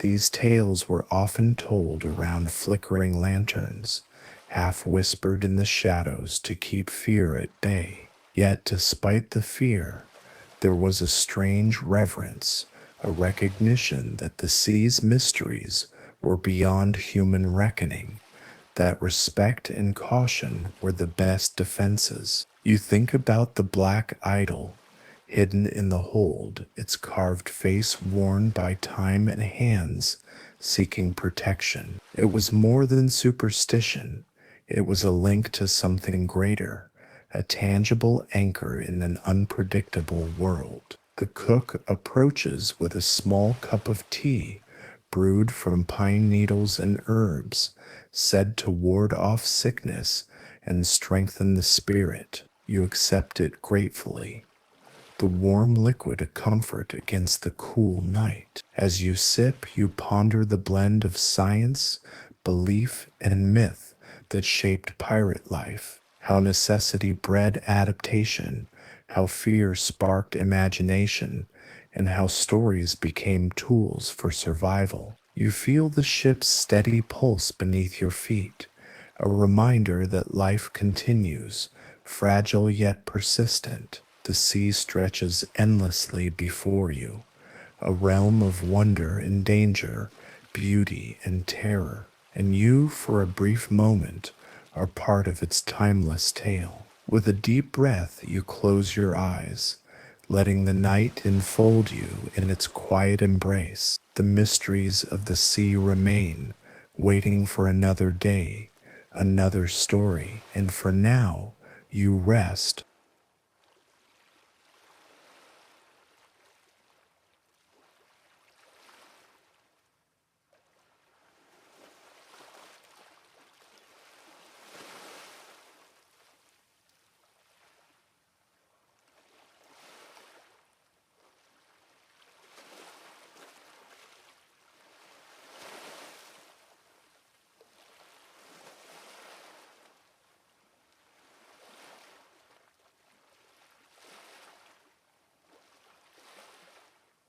The faint glow of dawn begins to creep over the horizon, casting long shadows across the deck as the ship glides steadily through the quiet morning sea. The air is crisp, carrying the scent of salt and damp wood, mingled with the faint aroma of brewing coffee from the galley. You wrap your coat tighter around yourself, feeling the cool breeze play at the edges, and lean against the rail, watching as the sky slowly shifts from deep indigo to soft pastels. Around you, the crew moves with purpose, preparing the ship for the day ahead. Some scrub the decks with bristled brushes, while others haul sails and tighten ropes, their practiced movements fluid and efficient. Yet beneath this routine lies an undercurrent of stories, tales whispered in corners, shared over mugs of grog, and etched into the very soul of the ship. You remember the conversation from the night before about the strange creatures said to dwell beneath the waves.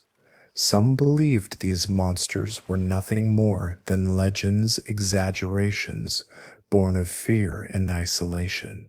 Others held that they were real, ancient beings with powers beyond human comprehension, guardians of the deep, who punished those who dared disrespect the ocean.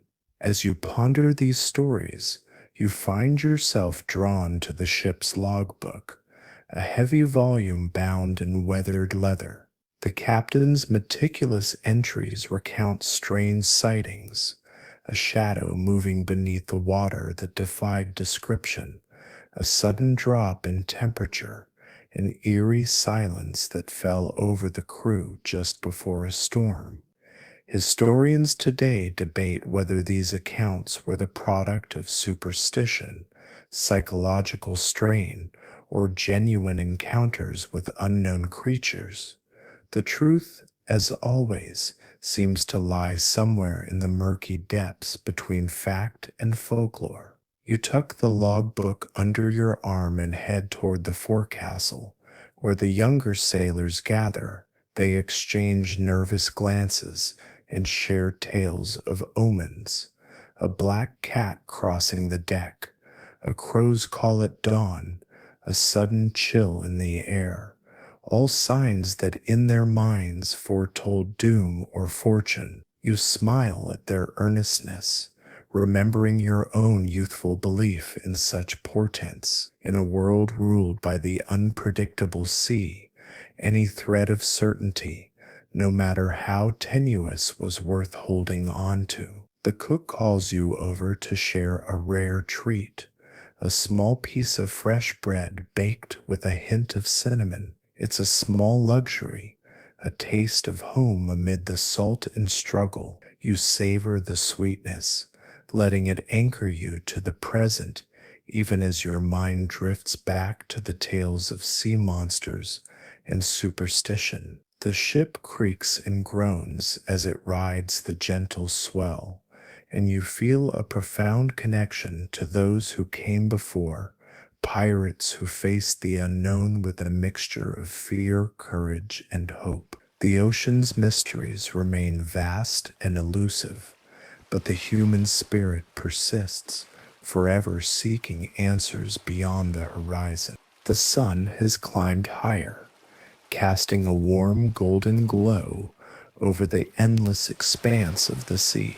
The air is thick with the mingling scents of salt, tar, and the faint smokiness from the ship's galley. You stand near the mast, watching the crew go about their duties with quiet determination, their faces lined with sun and stories. The day moves slowly here, punctuated by the creak of rigging and the occasional call of seabirds circling overhead. The ocean seems calm, but beneath that placid surface lies a world as wild and unpredictable as the pirates themselves. You find yourself reflecting on the superstitions that governed life at sea, tales not just of monsters, but of curses, omens, and rituals meant to ward off disaster. Some of these beliefs seem strange now, almost quaint.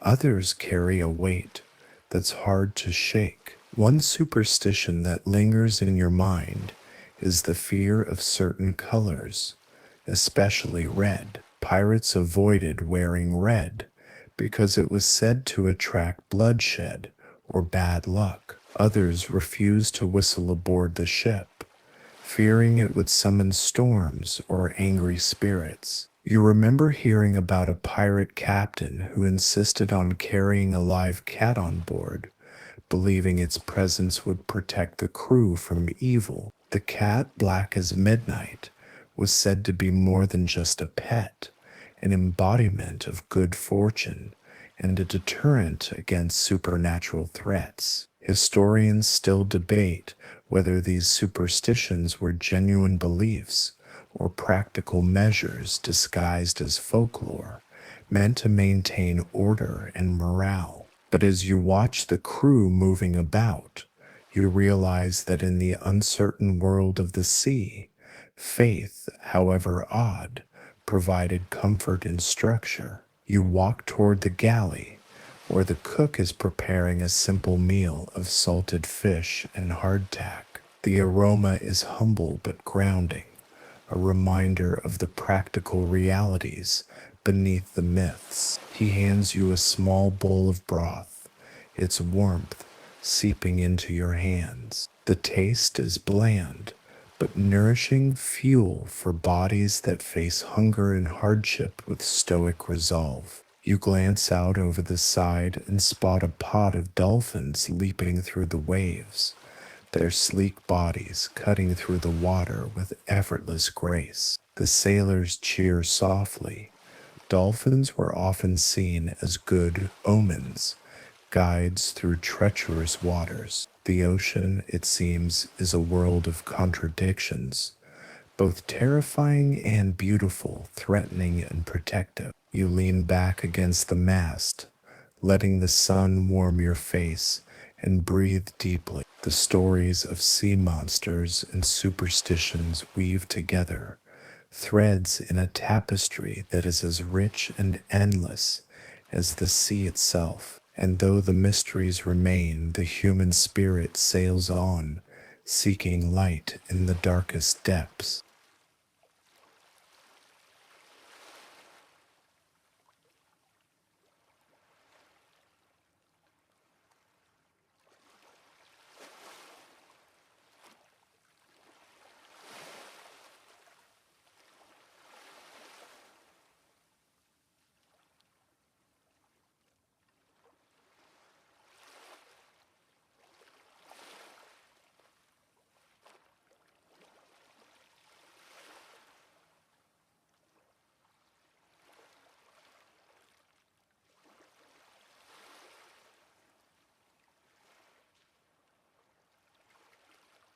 The sky shifts slowly toward evening, hues of deep orange and soft lavender painting the horizon. The ship's timbers creak rhythmically beneath your feet, a steady heartbeat in the vast silence of the open sea. You stand near the helm, the salty breeze tasseling your hair, and gaze out at the shimmering expanse, feeling both small and infinite in this endless moment. Around you, the crew moves in practiced harmony, raising sails, adjusting rigging, whispering prayers or curses depending on the day's fortunes. Each sailor carries a story etched in scars, habits, and the shadows of past voyages. Tonight, your thoughts turn again to the legends of the sea, those tales of monstrous beasts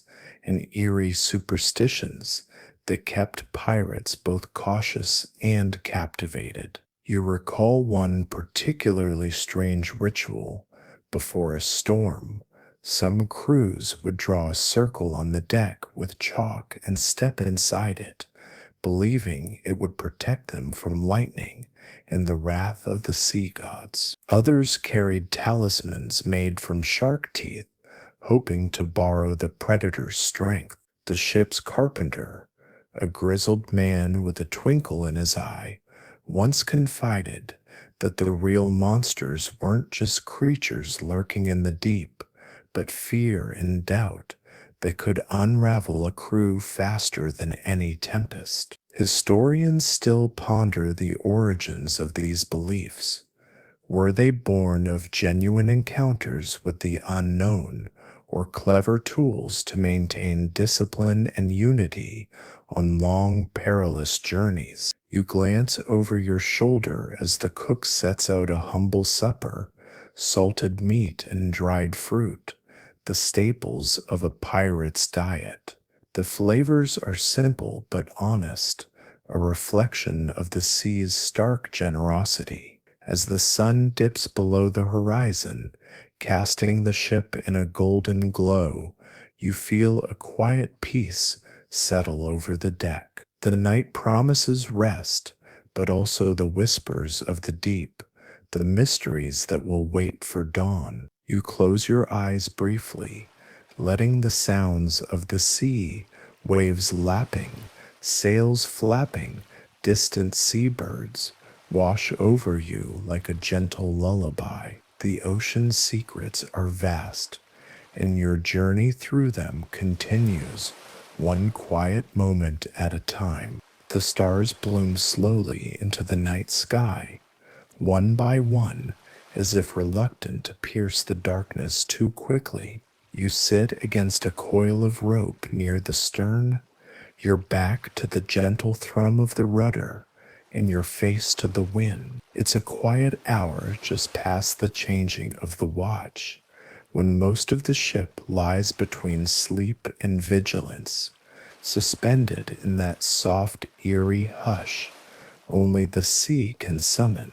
Out here, the silence is never truly empty. There's the low murmur of waves brushing the hull, the whisper of canvas as it strains gently against the wind, and the occasional creak of wood, old and alive with memory. You listen closely, and it feels as though the ship itself is speaking, telling stories it remembers better than any man. A sudden thump interrupts your thoughts, a barrel rolling lazily across the deck, loosed by a careless knot. You rise and secure it, your fingers working almost by instinct, and as you do, you pass the mainmast, where a length of faded blue cloth flutters in the breeze. The color blue, according to some seafarers, was said to ward off evil spirits, perhaps because it echoed the protective canopy of the sky, or perhaps because few dared wear it openly. Too bold, too tempting. Yet here it is, tied loosely by some long departed sailor, perhaps left as a quiet ward against the unknown. You remember something the old boatswain once said during a stormy night, voice half buried under the groan of the wind. The sea's got memory. She don't forget what she gives, or what she takes. That line has stuck with you.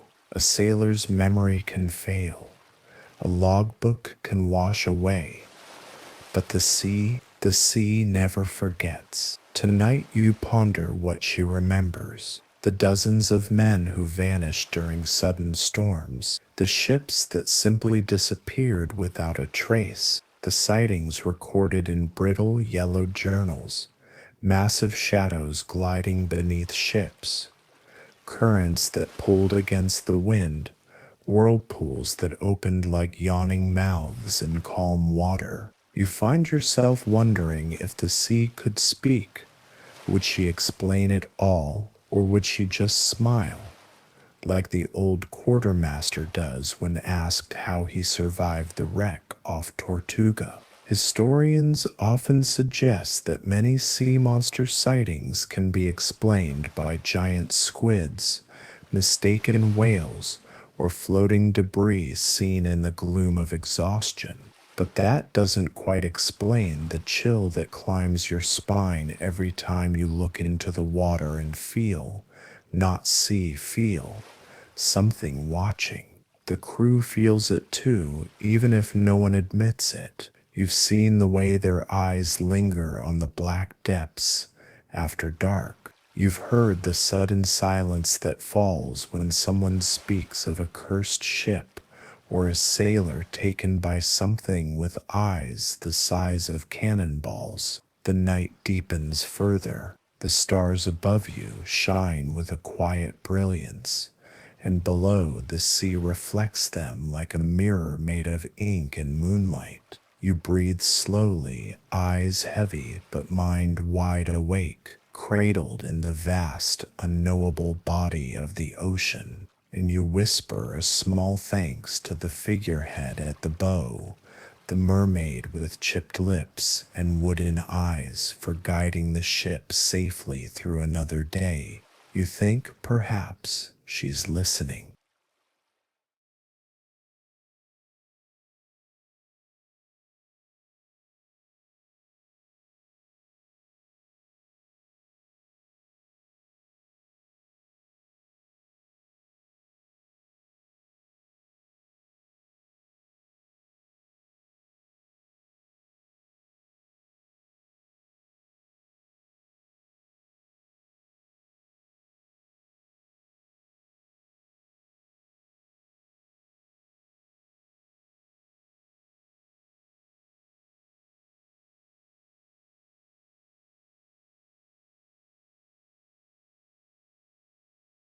Midnight aboard a pirate ship is a strange and sacred time. The world contracts to the sway of the hull, the whisper of rigging overhead, and the soft shuffle of boots against wood. The sea, endless and dark, seems to press in from all sides. The stars above scattered like breadcrumbs across a black velvet cloth. No moon tonight, only the soft shimmer of phosphorescence trailing in the ship's wake and the occasional glint of a lantern swaying from a beam. You're alone near the bow, the wind cold against your cheeks, the silence broken only by the deep breath of the waves. There's a kind of magic in this hour, not the glittering, cheerful kind, but the heavy, ancient magic that carries the weight of centuries, a pirate's kind of magic, the kind whispered into sails and tattooed into skin and buried with the bones of the drowned. Something shifts in your peripheral vision, just the flicker of movement, a shadow on the waves, long and thin, vanishing before your eyes can fully register it. You hold your breath, but the water is quiet again, its surface undisturbed. It's always like this at night. You don't see monsters, you feel them. Somewhere below, something massive might be gliding through the deep, or maybe it's nothing at all. Exhaustion, imagination, both have sunk as many ships as cannon fire. You pull your coat tighter and remember the story of the Zephyr, a pirate schooner said to have vanished off the coast of Madagascar in perfect weather. According to legend, the captain had carved a kraken onto the keel, a protective charm he believed. But the tale says it lured the real thing. Historians claim the ship probably hit a reef. But then again, historians weren't there to see the horizon open and swallow a crew whole. The first mate walks past you now, lantern in hand, his eyes wary as they scan the sea. He nods at you but says nothing. No one wants to talk too much during the witching hour. Words are invitations, and the sea, she listens. You walk the deck slowly, taking in the ship's small details, the faint scratches on the rail from years of weather and war, a string of dried herbs, someone's tucked between two boards, a tiny wooden doll wedged into the rigging, its features faded, its purpose unclear. Every pirate has their own superstition. You've seen men risk mutiny over a raven landing on the yardarm. You've watched brawls break out over who spilled salt, or lit a lantern with the wrong hand. These aren't just silly habits, they're rituals, scaffolding to hold up sanity in a world where nothing is certain except the whims of wind and water. You step lightly, careful not to trip the line wrapped around the base of the mast, someone's invisible ward, no doubt. Down below, a crewmate plays a slow, almost mournful tune on a fiddle. It rises gently, carried by the breeze, and settles around you like mist. Music is rare and precious out here. Not just entertainment, it's memory, it's prayer, it's resistance against the darkness that threatens to swallow the world whole. You pause by the railing again, peering out over the vast expanse. Your reflection stares back at you in the dark water, shaky and soft-edged. But there, just beside it, was that another face. You blink.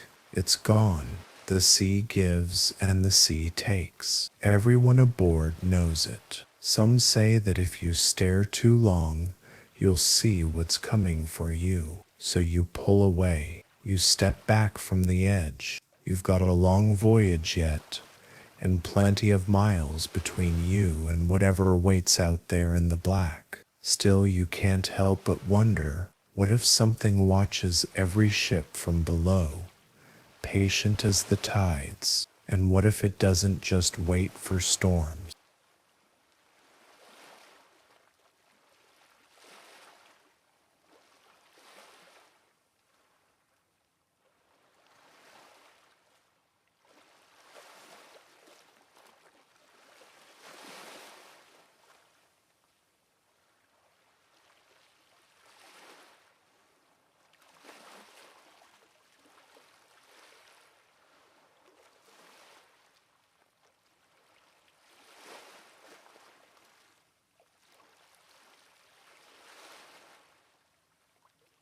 You wake slowly to the steady groan of the hull and the soft hush of water against wood, your body still swaying gently with the rhythm of the sea.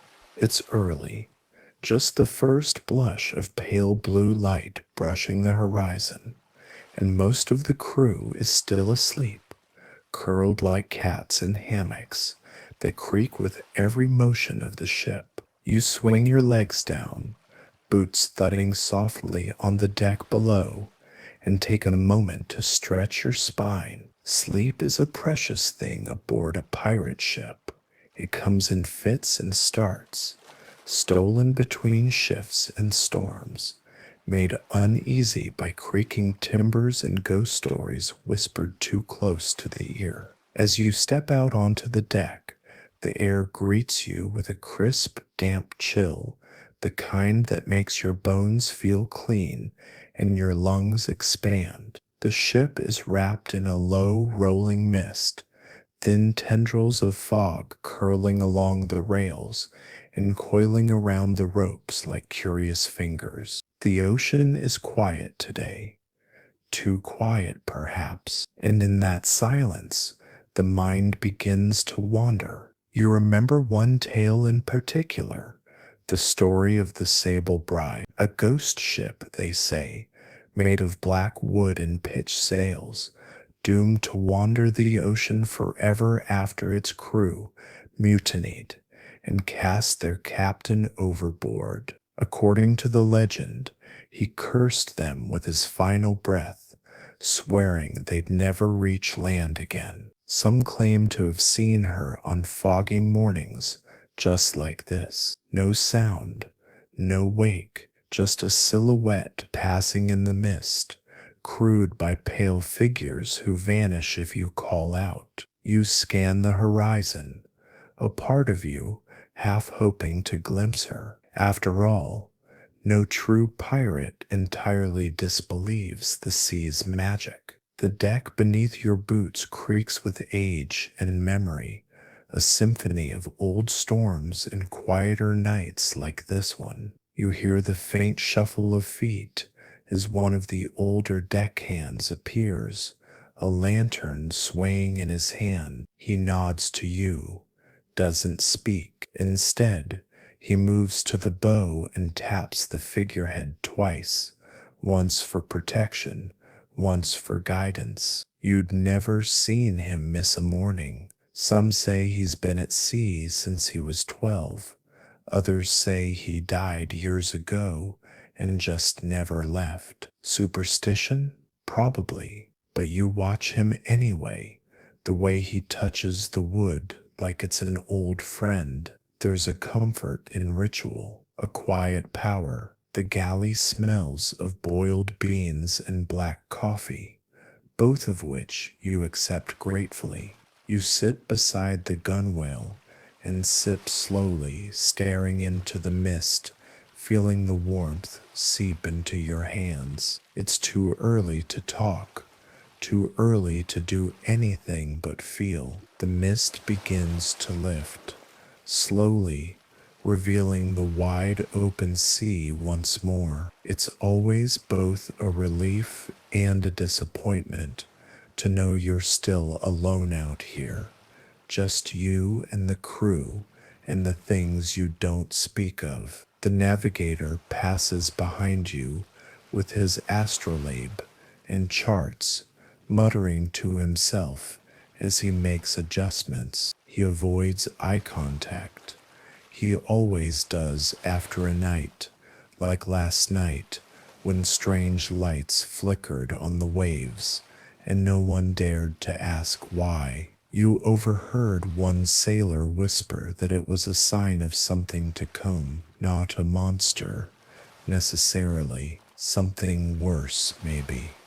A decision, a punishment. The sea, after all, is not a beast, it's a judge, and pirates, more than anyone, are always on trial. You finish your coffee and look once more to the waves. They glisten innocently, hiding whatever truths lie below. You take a deep breath, filling your lungs with sea air and morning stillness. Somewhere, far off, a gull cries, the sails rustle, the wheel creaks, and another day begins.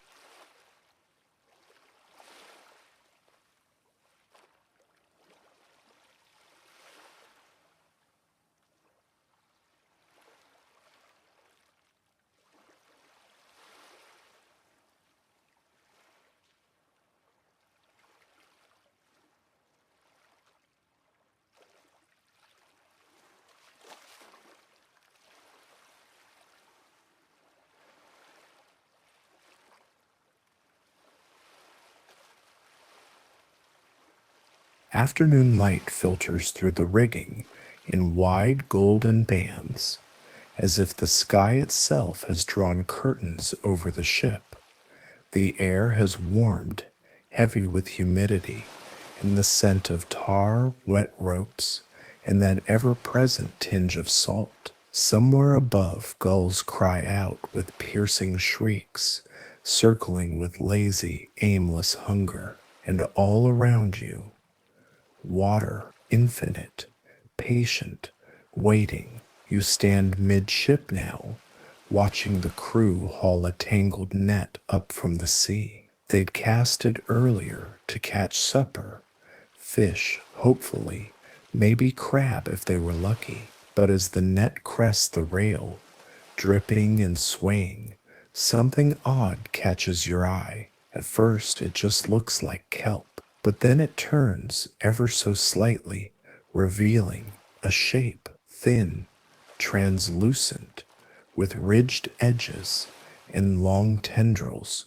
trailing like tattered ribbons. The sailors go quiet. One of them swears under his breath. "What the hell is that?" someone asks, not really expecting an answer. It hits the deck with a wet slap. It isn't moving, but it doesn't look quite dead either. The jellyfish? Maybe, but larger than any you've ever seen. Pale as wax, almost glowing. "No one touch it," says the quartermaster, his voice firmer than usual. One of the younger lads pokes it with a stick anyway. He'll be cleaning bilge for a week.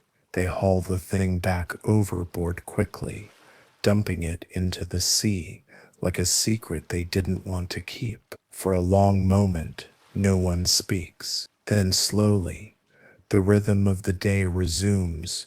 Ropes hauled, sails checked, jokes cracked to fill the silence. But you can feel it, the shift. Something had come up from below, and whether it was beast or omen didn't really matter. It broke the illusion of control, the thin veil between routine and mystery. And out here, once that veil is torn, it doesn't always mend. Later, you make your way to the captain's quarters, not to report, but because you know he keeps a collection of old maps, not navigational charts, but ones drawn by sailors long gone, with sea serpents coiled around continents, and notations like "Here be dragons," maps that mix geography and myth, drawn with as much fear as ink.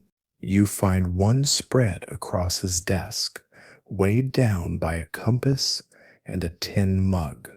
There, just south of nothing and west of nowhere, a crude sketch shows a great spiral rising from the deep. Around it, a circle of ships, each drawn at a different angle, as if sinking. Beneath it, scrawled in old ink, no wind, no sun, no return. You trace it with your finger. Was it a real place? A nightmare? A warning? Historians often dismiss such drawings as metaphors, early sailors expressing their fear of the unknown. But you wonder if maybe they were just being honest in the only language they had. You stay in the captain's quarters longer than you mean to, the sounds of the ship fading behind you. Eventually, the watch bell rings 3 times, afternoon slipping into evening. You step back onto the deck and find the sun hanging low, bleeding orange into the clouds. The sea reflects it perfectly, like molten copper, rippling gently toward the edge of the world. A few crew members are gathered near the galley, passing around a flask and laughing too loudly. The kind of laughter you force when something unsettled needs burying. Others are quieter,